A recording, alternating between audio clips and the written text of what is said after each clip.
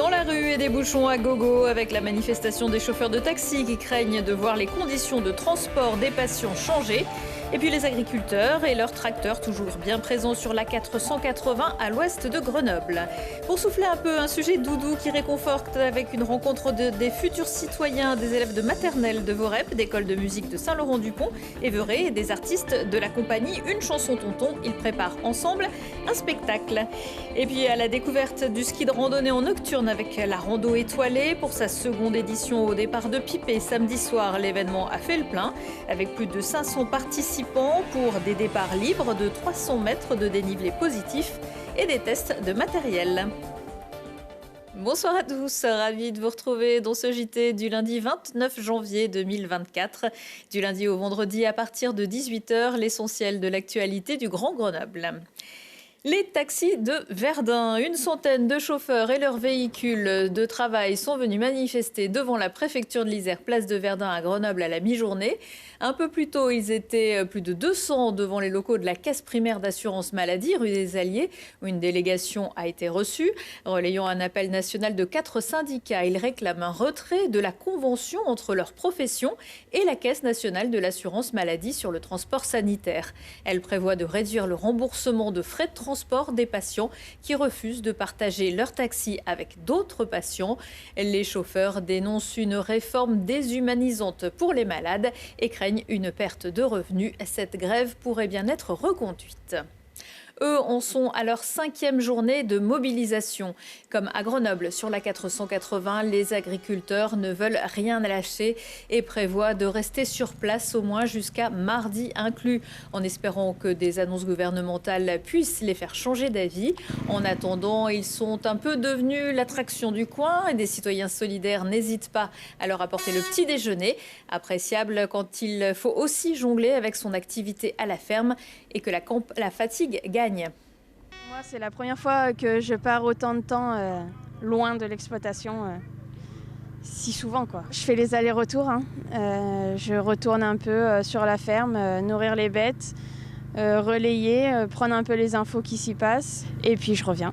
Il faut que ça change, que ça évolue et que ça reste dans le bon sens, parce que sinon, qu'est-ce qu'on va laisser à nos enfants ? Enfin, pour ma part, oui, j'ai un fils et... Est-ce qu'il faut lui donner l'envie d'apprendre ce métier ou pas du tout, quoi. On passe un temps infini sur nos exploitations pour au final vraiment pas grand-chose, quoi.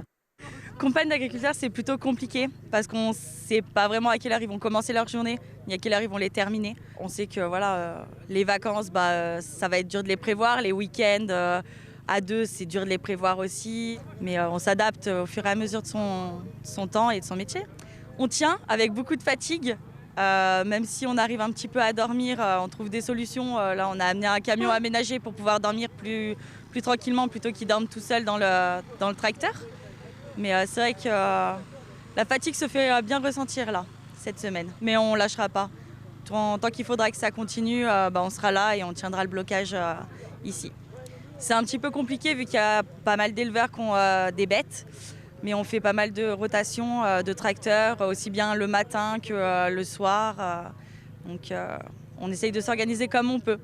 On ressent pas mal de soutien aussi bien de la population, parce qu'ils nous apportent aussi pas mal de nourriture, de petits déjeuners, les klaxons aussi, on les entend pas mal. Donc ça réchauffe un peu le cœur pour tenir encore plus longtemps.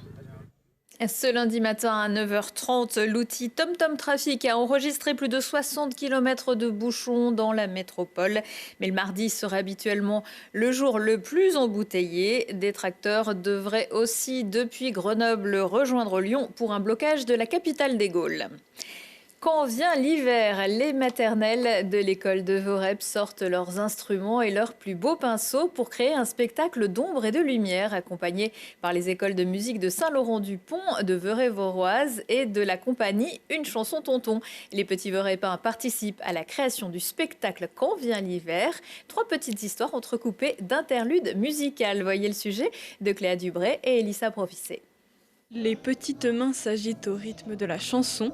Pour ce spectacle tout en couleurs, l'objectif est clair, faire participer les enfants à la création visuelle et musicale des contes. Alors c'est vraiment d'initier les enfants à tout ce qui est musique, art plastique et en fait de leur offrir des ateliers adaptés à leur âge parce qu'on est vraiment sur un tout petit public, petite section jusqu'à la grande section et leur permettre de participer à une création et d'être vraiment les artisans de l'ombre parce que quand ils sont à l'école, ils créent et quand ils viennent voir le spectacle, ils sont spectateurs et voilà, c'est un petit peu un cadeau qu'on leur offre à ce niveau-là. Rien de mieux que des vers, du papier et beaucoup d'imagination pour créer une petite mélodie et pour cela, les artistes se sont installés en résidence pendant une semaine dans l'école.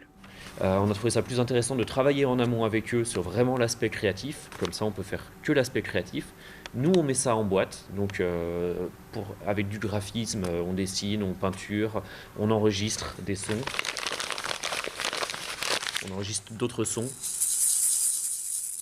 Ou encore d'autres. Puis par exemple avec ces 3 sons-là qui auront été enregistrés par 3 élèves différents, à mon tour, en tant qu'artiste, de prendre leurs enregistrements et de les mélanger et d'en faire une ambiance sonore qui va accompagner le spectacle. En plus de la musique, chacun a mis la main à la pâte pour fabriquer le décor visuel, de l'encre, une paille, et voilà une belle forêt projetée sur le mur. En fait, on avait pris une paille, une feuille, et on avait mis de l'encre, on avait fait un tronc avec, et après on faisait remonter l'encre, et ça faisait des branches, et on soufflait dans la paille. Une fois les dessins terminés, les artistes professionnels les numérisent et les impriment sur des feuilles transparentes. Elles servent alors de décor pour les petits personnages en papier. Donc, par exemple, ça, ce sont des sapins qu'on a fait avec les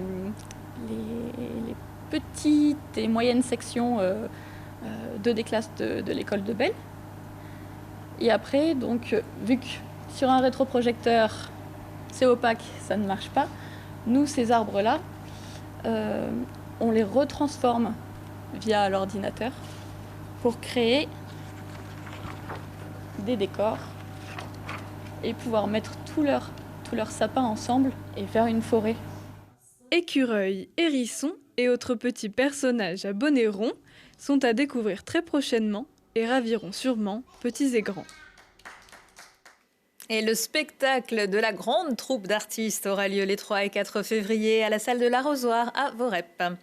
Les secouristes du PGHM appellent à la prudence en montagne, les conditions d'enneigement étant particulières en ce moment. Plaques de glace et neige dure au nord, molles, gorgées d'eau et très glissantes au sud. Ce week-end, les sauveteurs ont effectué de nombreuses sorties dans tous les massifs autour de Grenoble. Une victime secourue samedi après une chute de 300 mètres en Haut-Bréda est décédée de ses blessures. Heureusement, la plupart du temps, les sorties en montagne se passent bien mieux, même un peu plus près des étoiles. Souvenez-vous, il y a 3 ans, les remontées mécaniques étaient à l'arrêt et beaucoup découvraient les joies du ski de randonnée. Un engouement qui n'a pas échappé au département de l'Isère, qui l'an dernier a voulu créer un événement destiné aux amateurs et en nocturne, s'il vous plaît. Samedi, c'était la 2e rando étoilée à Pipé. Voyez le reportage de Jérémy Pinard. Dans la vallée du Grésivaudan, sur la station des 7 Lots, les passionnés de ski, de randonnée sont servis. En parallèle de la course de la Belle Étoile, le samedi au soir, la station avec le département et le Grésivaudan organise une balade nocturne au départ du site de Pipé.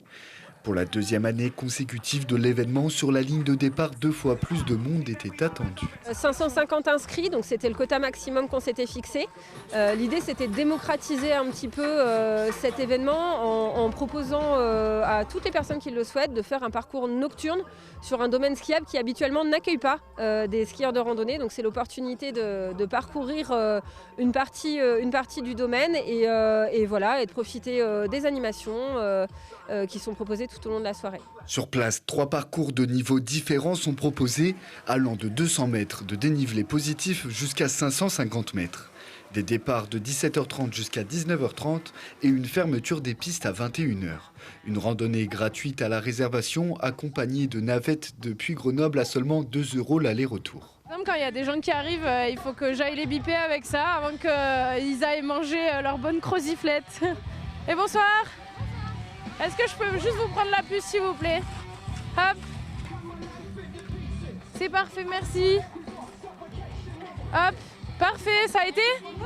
Ouais, nickel, parfait. Bonne soirée. Côté skieur, la randonnée semble faire l'unanimité. Je me suis bien régalé et puis la vue du sommet elle est magnifique. Et une belle descente à la frontale, c'est toujours sympa. Ça change un peu, c'est très, très ludique. Franchement, c'était trop bien. L'orga, elle est au top. C'est le balisage avec les petites lumières rouges, franchement, on s'est régalé. Maintenant, c'est la pause repas. On va se faire une petite croziflette, une bière, c'est le plus important. Et après, derrière, la petite tarte à la myrtille, ça va bien le faire.